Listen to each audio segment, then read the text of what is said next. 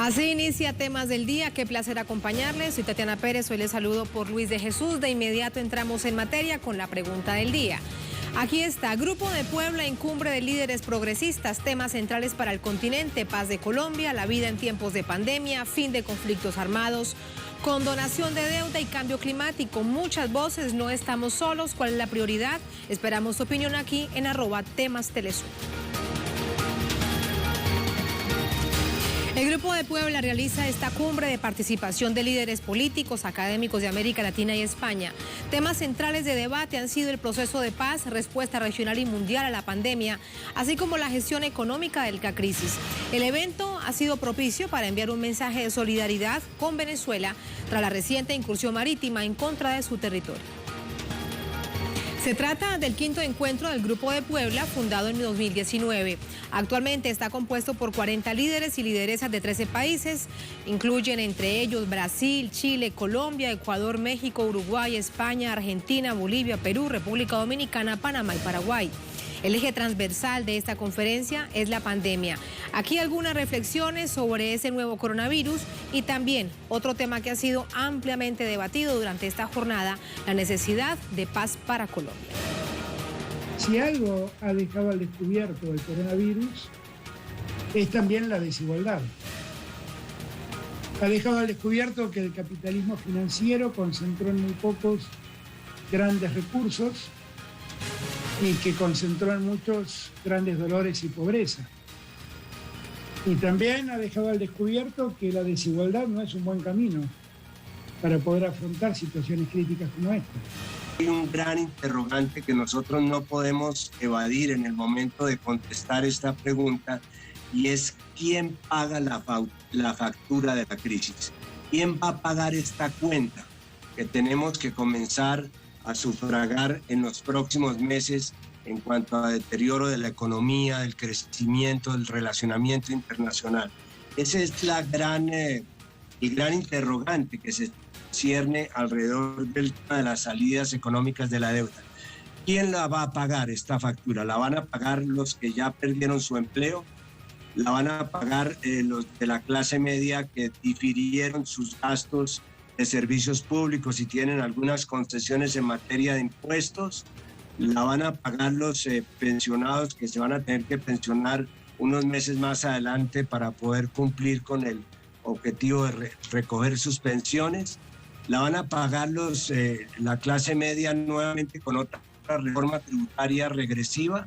¿O vamos a ir realmente a donde está el fondo de la cuestión, y es que esta factura la tienen que pagar los sectores que en este momento tienen mayores condiciones de hacer una contribución efectiva a lo que va a ser alrededor del 10% del Producto Interno Bruto, entre el 10 y el 12%, que es el costo de lo que nos va a dejar la pandemia?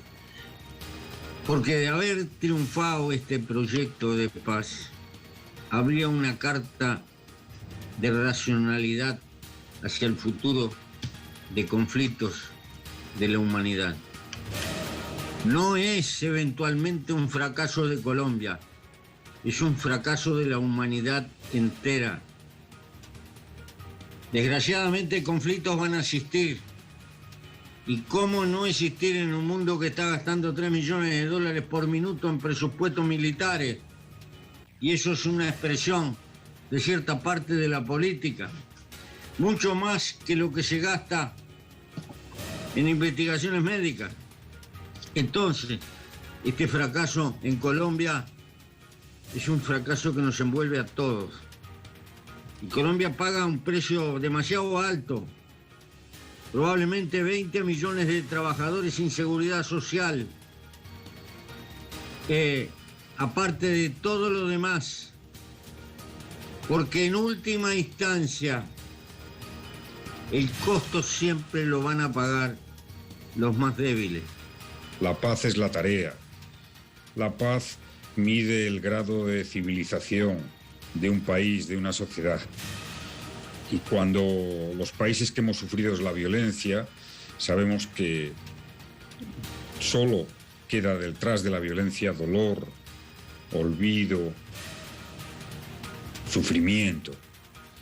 Por tanto, me parece fundamental que se haya dedicado un tiempo a respaldar el proceso de paz de Colombia, a denunciar la irresponsabilidad, después de tanto esfuerzo, de aquellos que parece que creen que el único destino de la humanidad es confrontarnos, odiarnos, pelearnos. Colombia ha sido utilizada como laboratorio y plataforma de estrategias de guerra perversas y de violencia sistemática y violación de derechos humanos en nuestro continente. Una de esas estrategias ha sido poner como única forma de contrarrestar el narcotráfico la alternativa militar, que ha servido como forma de criminalización del campesinado y también como forma de excusar el abandono social del Estado y una política exclusivamente militar. También, por supuesto, la violación de derechos humanos. Eso es lo que estamos hoy contrarrestando a través de este proceso de paz, y es fundamental que el Grupo de Puebla y esta reunión pueda reclamar ante el gobierno colombiano que el proceso de paz, el acuerdo de paz en todos sus puntos, y por supuesto también la continuidad de un proceso con el Ejército de Liberación Nacional se dé. Allí parte del debate que se ha dado durante esta jornada, en el marco de este quinto encuentro del Grupo de Puebla, de los dos líderes progresistas de América Latina, de nuestro continente y España. ¿Qué más se ha dicho con respecto a la paz de Colombia, esta paz tan alejada cada vez más lamentablemente? Hernán Tobar con los detalles. Hernán, muy buenas noches, adelante. Muy buenas tardes, adelante.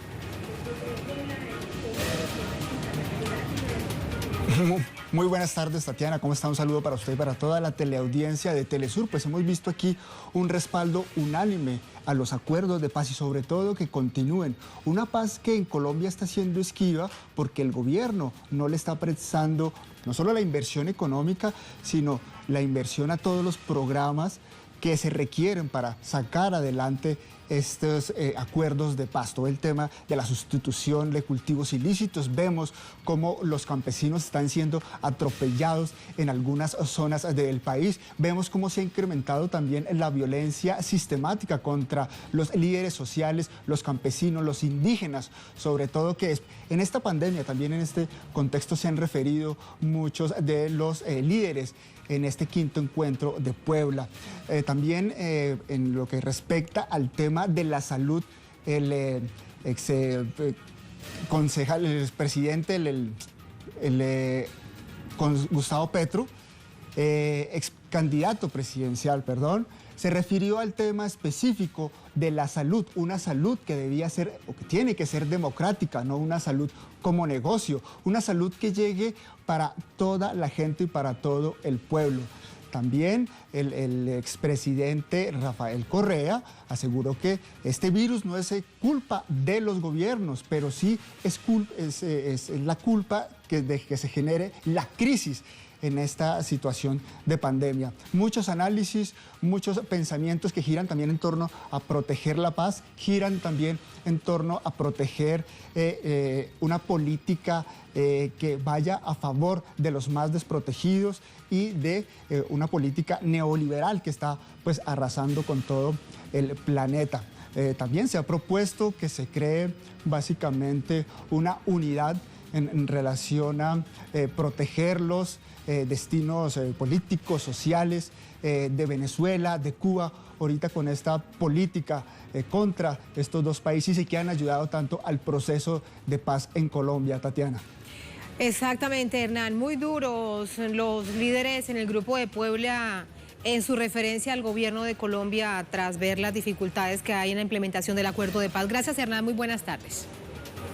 Vamos a avanzar. En su intervención, el expresidente de Bolivia, Evo Morales, propuso discutir la crisis generada por la COVID-19 en mecanismos de integración de América Latina. Enfatizó en la necesidad de proteger el derecho a la salud de los pueblos.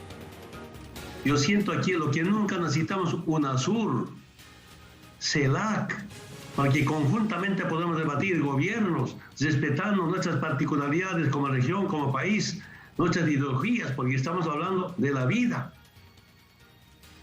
Tal vez no es suficiente algunos aportes que hacemos de manera separada, pero también aquí yo veo en este debate es importante tener agenda concreta.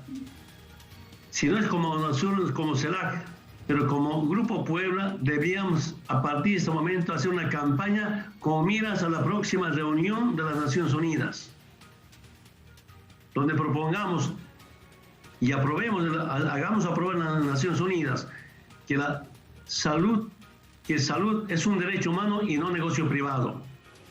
Además de fijar posición sobre la paz en Colombia y la crisis de este nuevo coronavirus, el Grupo de Puebla también ratificó su rechazo a la incursión marítima contra Venezuela. A través de un comunicado, la organización expresó lo siguiente: este intento de invasión por un grupo paramilitar contratado por un asesor político de Juan Guaidó tenía como objetivos declarados practicar actos terroristas en el país, secuestrar al presidente Maduro, aumentar la violencia y generar caos y confusión entre la población.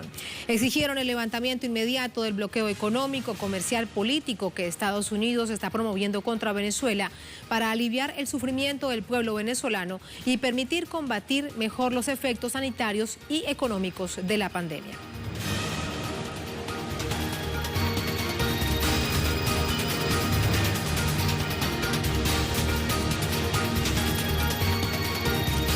A propósito de ello, recordamos la pregunta del día. Grupo de Puebla en cumbre de líderes progresistas.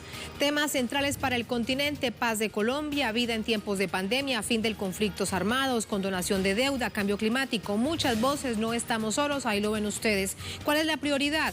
Esperamos tu opinión aquí en @temastelesur. Así nos vamos a una pausa brevísima, ya venimos con más.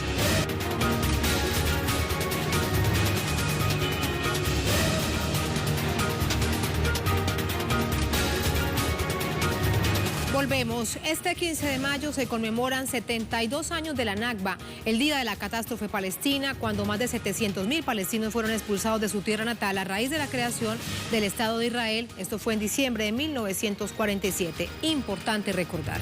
Organizaciones palestinas llaman a endurecer la lucha contra pretensiones de Israel de usurpar más tierras en Cisjordania. A través de un comunicado, grupos de la resistencia palestina en la Franja de Gaza instan a unir fuerzas para detener el plan de Israel estadounidense, que pretende a partir de julio anexionar el Valle del Jordán y otros territorios de Tel Aviv. En ese sentido, llaman a la unidad de las fuerzas palestinas para hacer frente a pretensiones expansionistas israelíes avaladas por la administración de Donald Trump. En el 72 aniversario de Nakba de los palestinos y el segundo aniversario de la masacre de nuestro pueblo palestino por parte de la ocupación israelí, el día de la transferencia de la Embajada de los Estados Unidos a Jerusalén, testificamos hoy que Palestina fue y seguirá siendo para el pueblo palestino, y Jerusalén es la única y eterna capital unida para nuestro pueblo, y que la sangre de los mártires no se desperdiciará. Más información a esta hora con Lianet Cruz desde El Cairo. Lianet. Gracias, colega. Un saludo desde El Cairo para ti y para todos los que a esta hora se informan con Telesur. Palestina conmemora hoy el 72 aniversario de Nakba, o la catástrofe, cuando 800.000 palestinos fueron despojados de sus tierras por las milicias sionistas para dar paso al Estado de Israel y a la inmigración a gran escala de judíos, algo que los líderes palestinos califican como un acto continuo de injusticia. El presidente Mahmoud Abbas dijo que por años la ocupación ha practicado todo tipo de conspiraciones, presiones, masacres y proyectos de liquidación, siendo el acuerdo del siglo el último de ellos. Desde la OLP, la Organización para la Liberación de Palestina, dijeron que el pueblo palestino, cuya identidad y derechos básicos les han sido negados, ha sido víctima de horrendos crímenes de guerras que la inacción de la comunidad internacional le ha permitido cometer a Israel con total impunidad. Nakba no es el recuerdo doloroso, pasado, lejano, dijo uno de los miembros del comité ejecutivo de la OLP. Es una realidad que ha ido evolucionando y prueba de ello es la inminente anexión de los territorios ocupados de Cisjordania. A propósito de este tema, el primer ministro palestino Mohammad Stayed dijo que el sábado el presidente Mahmoud Abbas se reunirá con líderes palestinos en una reunión en Ramallah a la que están convocadas las diferentes facciones para discutir sobre la respuesta unificada que se le dará a los planes anexionistas de Israel. Se prevé que entre estas opciones esté la ruptura de los acuerdos contraídos con el gobierno hebreo y la administración estadounidense en materia de seguridad. Mohammad Stayed dijo que en los planes del nuevo gobierno israelí, que llama a la anexión de los territorios ocupados y a la imposición de la soberanía de ese país en los asentamientos ilegales, tienen como objetivo evitar la posibilidad de una Palestina independiente y soberana. Nosotros seguiremos los acontecimientos y ahora devolvemos la señal a Caracas. Te recibimos, Lianet, gracias. Vamos ahora a recordar la historia. El 29 de noviembre de 1947, con poco más de la mitad de los votos en sus Estados miembros, la Asamblea General de Naciones Unidas adopta la Resolución 181, estableciendo la partición del mandato británico de Palestina en 2 estados, uno judío y uno árabe, con Jerusalén bajo estatuto internacional. A pesar de una mayoritaria población árabe, según el plan de la ONU, el futuro Estado judío tendría un 55% del territorio palestino. La iniciativa generó el rechazo de las autoridades palestinas y de los países árabes de la región que declararon la guerra al naciente Estado artificial. A la par, la violencia paramilitar del ente sionista que hostigó a la población árabe entre 1948 y 1949, se calcula que el ejército de Israel asesinó a unos 13.000 árabes palestinos y expulsó a 750.000 habitantes de más de 400 pueblos, muchos de los cuales fueron ocupados por los coloniales.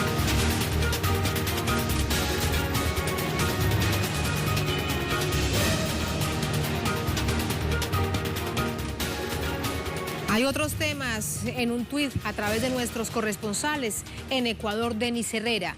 Continúan las investigaciones por corrupción. Uno de los últimos allanamientos fue en la casa del asesor del asambleísta @Daniel Estubos, ponente de una de las leyes económicas. Su asesor estaría involucrado en casos de corrupción en el sistema de salud en Manabí. Ahí lo acompañan fotografías. André Vieira, desde Río de Janeiro, Brasil, menos de un mes después de asumir, Nelson Teich renuncia al Ministerio de Salud. Así como su antecesor sale del cargo por divergencias con el presidente Jair Bolsonaro. Mientras tanto, el país registra más de 14.000 muertos por COVID-19. Menos de un mes después de asumir el cargo, Nelson Teich renuncia de su cargo de ministro de Salud justamente por discordar, por mantener divergencias con el presidente Jair Bolsonaro. En diferentes medios también se comenta que esto sería un despido y no una renuncia. En menos de un mes ya son 2 ministros que salen de su cargo, salen de sus cargos justamente por mantener divergencias con el presidente Jair Bolsonaro.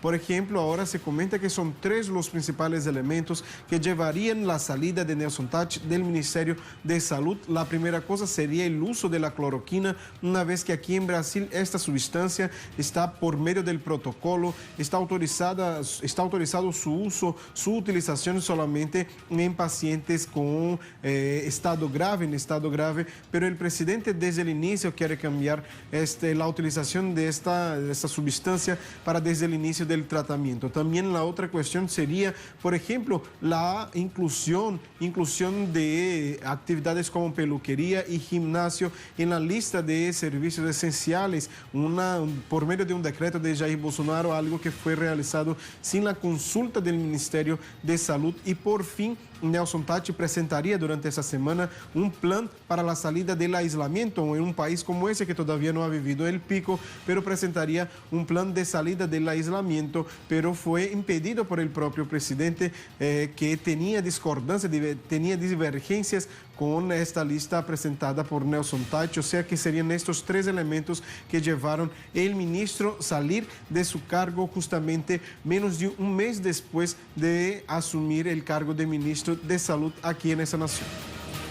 Y de Brasil vamos ahora a Guatemala con Santiago Botón. En Guatemala se vive el primer día de cuarentena total decretada por el presidente Alejandro Giammattei, después que el 14 de mayo se registraron 176 casos nuevos de COVID-19 en un solo día.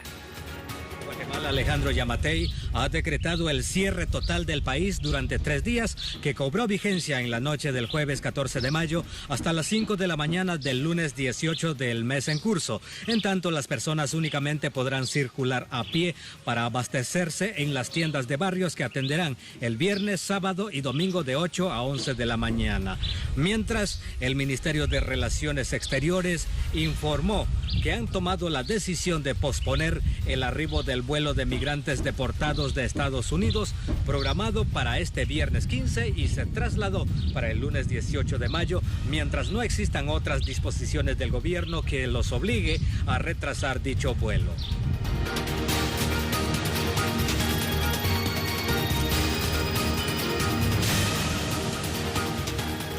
Nuestro tema de la semana se genera en Estados Unidos. En esta nación se ha agudizado la crisis sanitaria debido a decesos y casos de COVID-19. Además, el número de desempleados llegó a más de 36 millones de personas en 8 semanas, una cifra que se agregan más de 100,000 pequeños negocios que han cerrado en las últimas semanas. Este viernes también el país deporta a miles de personas migrantes durante la pandemia del coronavirus. Vamos hasta Nueva York con nuestra corresponsal, este balance, este panorama, Karina Cartagena. Karina.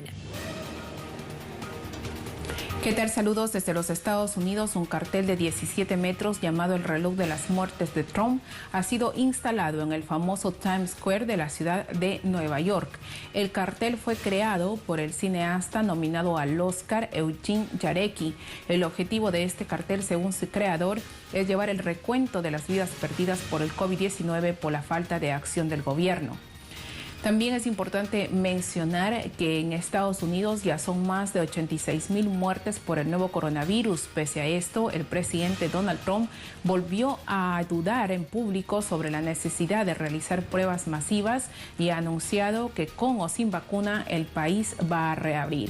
Sin embargo, por ejemplo, en el estado de Texas se incrementaron los casos de contagios de COVID-19 tras la reapertura.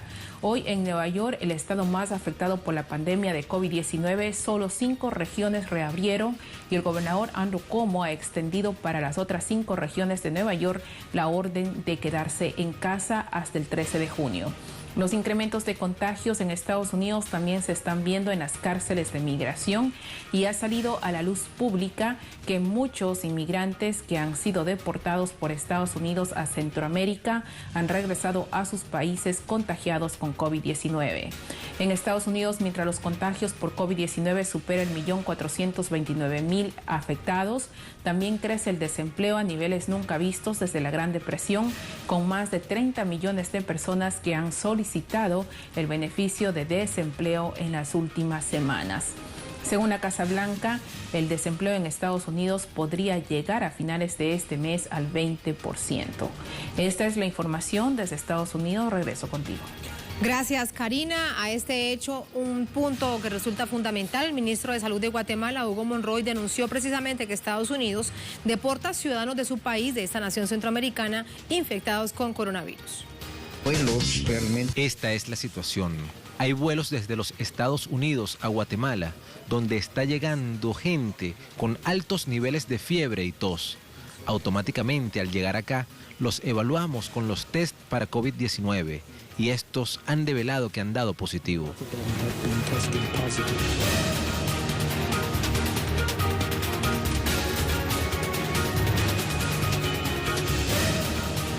Recordamos la pregunta del día, Grupo de Puebla en cumbre de líderes progresistas, temas centrales para el continente. Paz de Colombia, la vida en tiempos de pandemia, fin de conflictos armados, condonación de deuda, cambio climático. Muchas voces, no estamos solos. ¿Cuál es la prioridad? Aquí sus respuestas.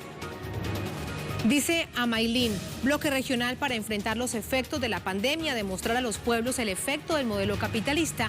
¿Por qué es necesario construir un modelo más humano, más justo? Solo así se puede alcanzar la paz, el cambio climático. Gracias a Amailín. Seguimos. Ale Saúliev, el brutal régimen colombiano es el mayor peligro para la estabilidad regional porque el sátrapa de Iván Duque, el presidente, protege narcotraficantes y paramilitares, permite actividad militar yanqui en su país y no detiene a asesinos de activistas sociales. Más tweets. Wilmer Castro, la prioridad es conformar un bloque regional para defender y velar por los pueblos que por culpa de gobiernos irresponsables sufren las secuelas de guerras internas que no les interesa terminar. Wilmer, gracias. Este es de Miguel Abolaño. Prioridad, la paz de la región.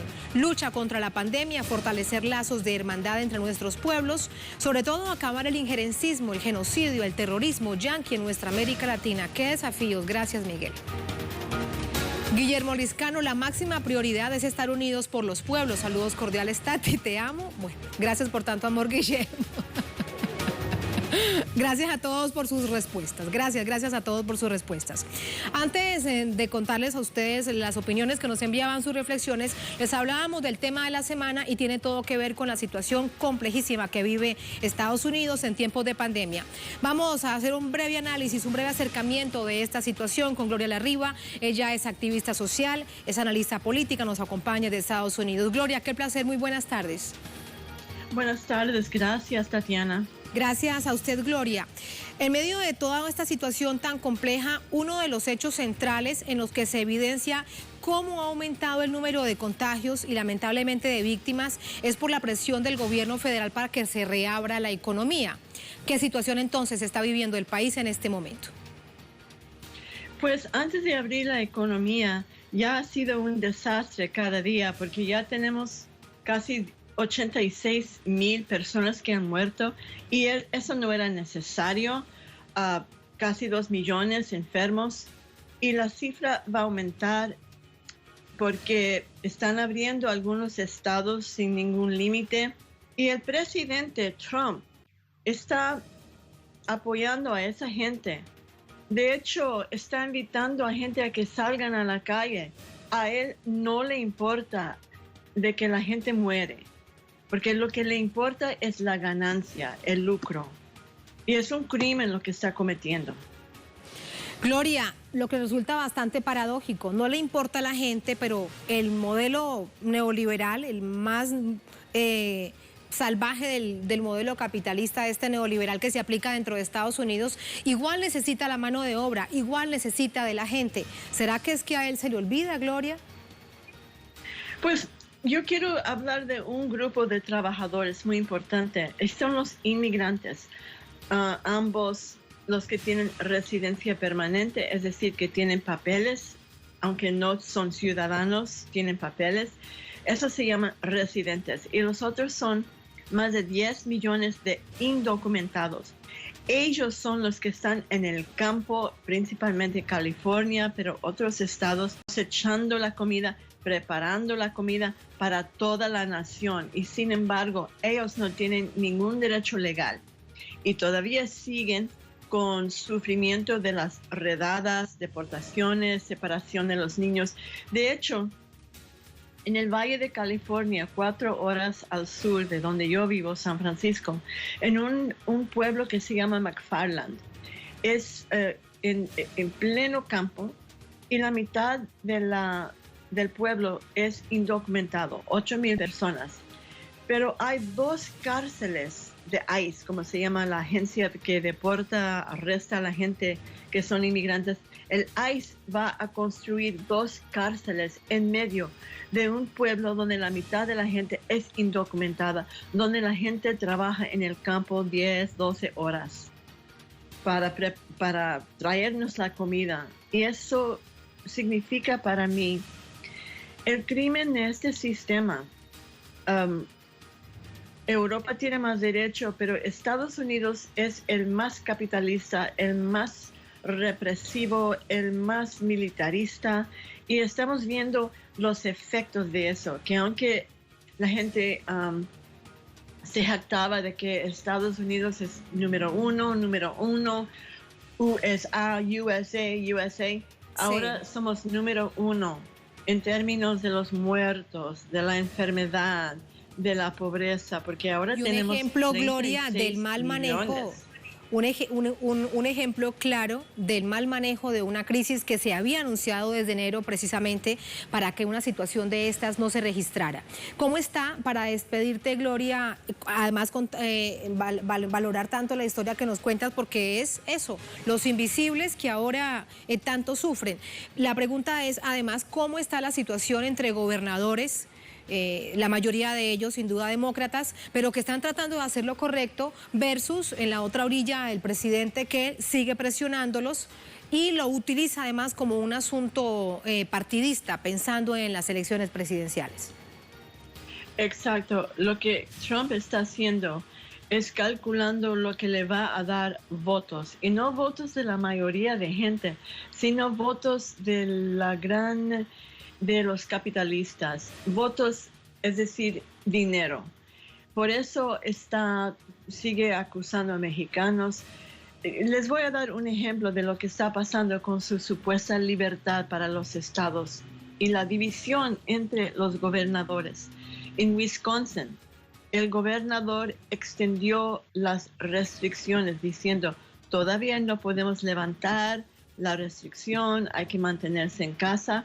Pero una corte favorable a Trump hace 2 días hizo fallo diciendo es ilegal que el gobernador extienda las restricciones. Entonces ayer se vio gente en las cantinas bebiendo como fiesta, todos juntos sin mascarilla, ¿cómo se dice?, tapabocas. Es increíble que la enfermedad va a crecer allí. Y además, en las compañías grandes que producen y preparan la carne, o puerco, res, pollo, son grandes fábricas y hay miles de trabajadores en cada uno. Pero, por ejemplo, en el estado de Dakota del Sur, hubo 1,000 enfermos en una fábrica solo y algunos que han muerto en esa fábrica. Entonces tuvieron que cerrar la fábrica, pero Trump ordenó la apertura de las fábricas y los trabajadores tienen que ir a trabajar aún con esa gran cifra de enfermedad, porque trabajan muy cerca y muy rápido, que claro, no puede haber suficiente protección. Es decir, que está sacrificando a los trabajadores, no para que haya comida, porque hay abundancia de comida, hay demasiada comida producida, es por la ganancia de esas compañías. Increíble que esta situación se registre de esta manera, sobre todo porque debemos recordar, con eso te despido, Gloria, y es que si no van a trabajar pierden su empleo y llega a casi 40 millones las personas desempleadas en Estados Unidos. Exacto, muchísimas gracias. Exacto. Exactamente. Gracias, Gloria, gracias por ayudarnos a entender ese panorama. Dime. Sí, abajo con el bloqueo contra Venezuela y Cuba. Eso es necesario. Bye. Así es. Gracias, Gloria. Un gran abrazo. Muy buenas tardes. Gracias a ustedes por acompañarnos. Ponemos punto final a Temas del Día. Como siempre, un placer. Sigan con nosotros.